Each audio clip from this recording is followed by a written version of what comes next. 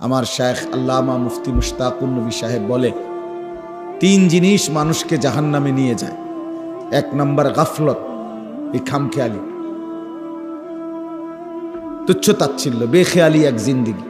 কেন হাসে তাও বলতে পারে না, কেন কান্দে, হাঁটে কেন, ঘোরে কা, কি করে না করে কোনো ফুট পশ্চিম নেই। এই একটা সদর বদর আর কি। বেখেয়ালি জিন্দিগি, খামখেয়ালি জিন্দিগি, নিজের মন চাহিদা মতো জিন্দিগি। এ গাফলত, মনের ইচ্ছে মতো চলা, এর ঠিকানা জাহান্নাম। 2 নম্বর হলো জাহালত, কোরআন সুন্নাহর জ্ঞান সম্পর্কে অজ্ঞতা। ওযু, নামাজ, গোসল, পাক না পাক, হালাল হারাম শেখার কোনো তোয়াক্কা নেই। আমাদের দেশে বলে লাকসামের দিকে, দাদা কইছে বাইনতাম দান, বাইনতে আসি ওদা দান। ওদা দান মানে হলো ভিজা দান। ভিজা দান যদি ঢেকিতে বান্ধে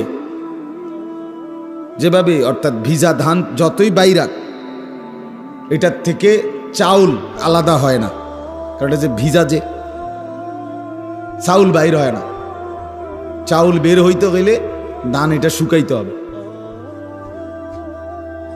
তো অসংখ্য মানুষ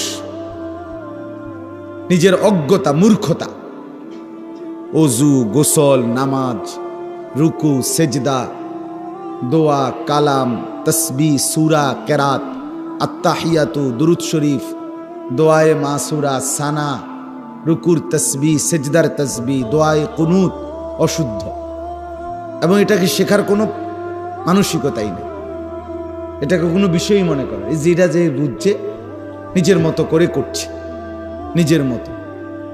এই যে অজ্ঞতা, এই মূর্খতা, এই না জানা, এটা জাহান্নামে যাওয়ার কারণ।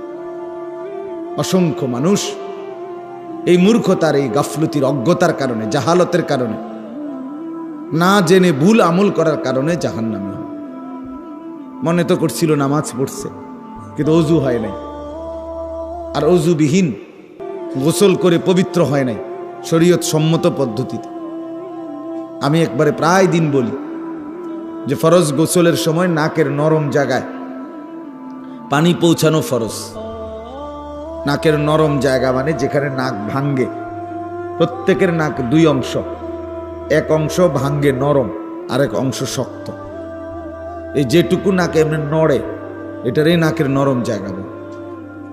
এই নাকের নরম জায়গা পর্যন্ত ফরজ গোসল, যখন বীর্যপাত হয়, মহিলাদের মাসিক ঋতুস্রাব থেকে পাক হয়, তখন ফরজ গোসল করতে হয়। এই গোসল ফরজের সময় নাকের নরম জায়গায় পানি পৌঁছানো ফরজ।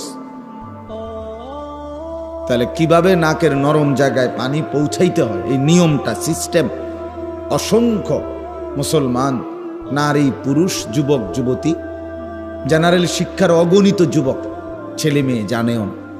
আপনি দেখেন,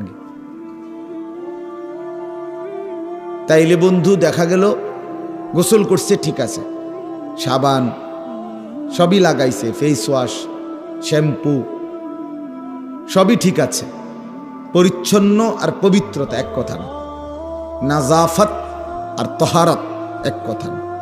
পরিচ্ছন্ন হয় দুনিয়াবি বিভিন্ন সাবান বা ইত্যাদি দিয়ে, পাউডার, কিন্তু পবিত্রতা, তহারত, এটা শুধুই কেবল কোরআন সুন্নাহর পদ্ধতিতে হয়, ইসলাম সম্মত পদ্ধতিতে হইতে হয়।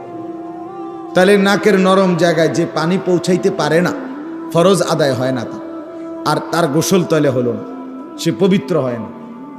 এই জন্য এই নাফরমান, এই জাহেল, এই মূর্খ মানুষ, সে যদি কাবা গরিবের আল্লাহর ঘরের ছাদে গিয়েও নামাজ পড়ে, 100 বছরও পড়ে, সেজদায় পড়ে থাকে, তার একটি নামাজ, একটি সেজদাও কবুল হবে না।